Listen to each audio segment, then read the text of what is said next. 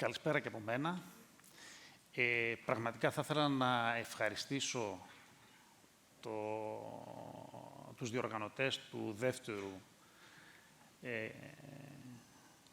Coding Forum και να τους δώσω συγχαρητήρια για την δεύτερη συνεχόμενη πετυχημένη εκδήλωση. Μπορεί η δεύτερη πετυχημένη εκδήλωση να μην αποτελεί θεσμό, αλλά δίνει μια προοπτική για το μέλλον και αφήνει παρακαταθήκη πράγματι.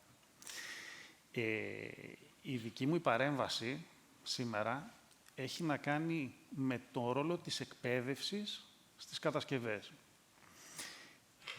Φυσικά, από την πλευρά μιας εταιρείας παραγωγής δομικών υλικών και η σημαντικότητά της δεν εξαντλείται απλά στην εκπαίδευση ενός τεχνίτη, έχει να κάνει με το ότι είναι ο συνοδοιπόρος μας, γιατί εμείς αυτό το οποίο παράγουμε, ένα δοχείο με ένα υλικό το οποίο μπορεί να έχει, να φιλοξενείται μέσα σε ένα μεταλλικό ή πλαστικό δοχείο που να έχει υποστεί τους μεγαλύτερους ελέγχους για να είναι αποτελεσματικό, πλην όμως αυτό το οποίο θα εισπράξει κάποιος είναι είτε μια διακοσμημένη επιφάνεια, είτε μια προστατευμένη επιφάνεια, η οποία στην πραγματικότητα θα υλοποιηθεί από κάποιον τρίτο, ο οποίος αυτός τρίτος το κάνει ερήμην ημών.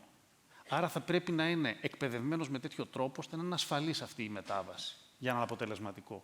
Από την πρώτη περίοδο που ασχολήθηκα με το κομμάτι των δομικών υλικών, αυτό που είχα ακούσει ήταν ότι ένα μέτριο υλικό, εφαρμοσμένο από έναν καλό τεχνίτη, έχει ένα μέτριο αποτέλεσμα.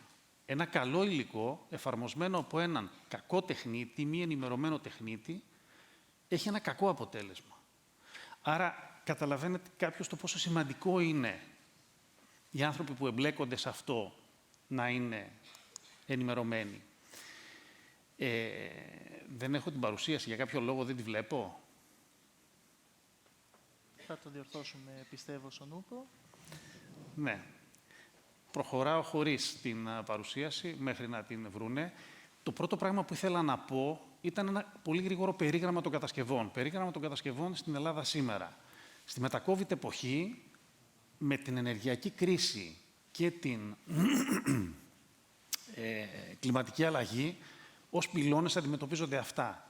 Αυτό το οποίο αρχίζει να φαίνεται και ενδεχομένως σε αυτή την εξέλιξη της ανάπτυξης των κατασκευών αυτή την περίοδο μπορεί να παίξει σημαντικό ρόλο, είναι το ότι δεν υπάρχει ανθρώπινο δυναμικό. Ότι αρχίζουν να φαίνονται οι ελλείψεις του ανθρώπινου δυναμικού. Δεν μιλάω για εκπαιδευμένο, καταρτισμένο, μιλάω για ανθρώπινο δυναμικό γενικότερα. Άρα ο τομέας θα πρέπει να γίνει σαφέστατα πιο ελκυστικός, ώστε να προσεγγίσει κόσμο. Είναι κάτι το οποίο πρέπει να γίνει και πρέπει να γίνει άμεσα. Έχουμε κάποιο πρόβλημα? Ναι, θα συνεχίσουμε προς το παρόν χωρίς την παρουσίαση. Θα το Πολύ καλά. Διορθώσουμε, ελπίζω στην πορεία. Τα μισά θα τα πούμε μετά τότε. Θα σας το χρωστάμε, θα το κρατήσω εγώ. Για να το βλέπω. Πώς? Δεν έχουν παρουσίαση μέσα.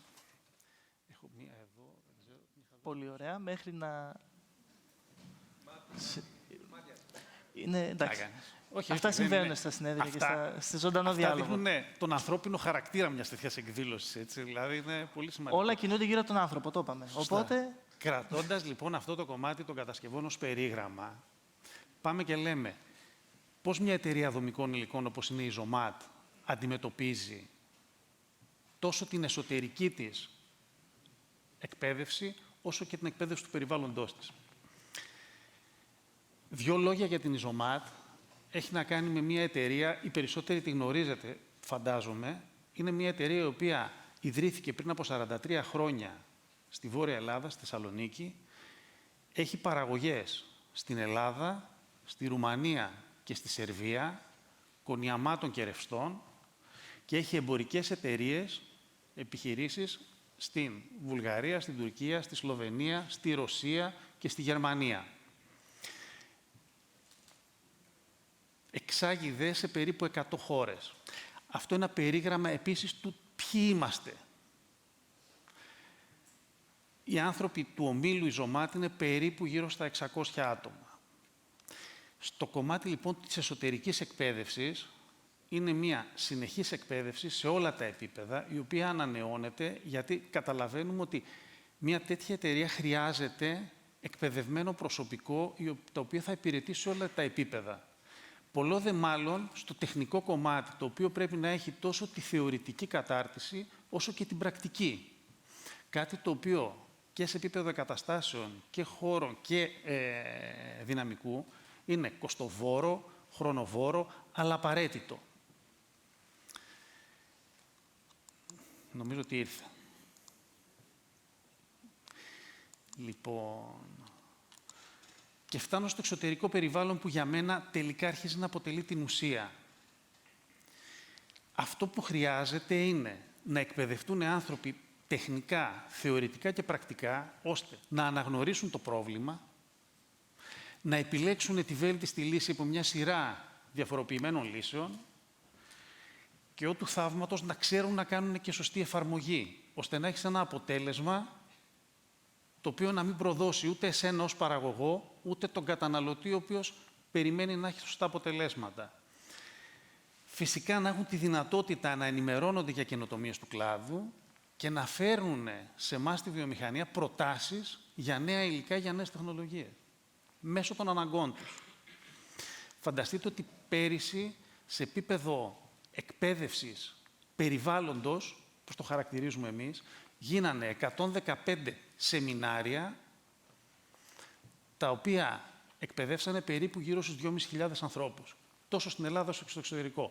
Επίσης, το λέω στα τάξη μεγέθους για να καταλάβετε και τη σημαντικότητα και το πόσο ενεργοβόρο είναι όλο αυτό.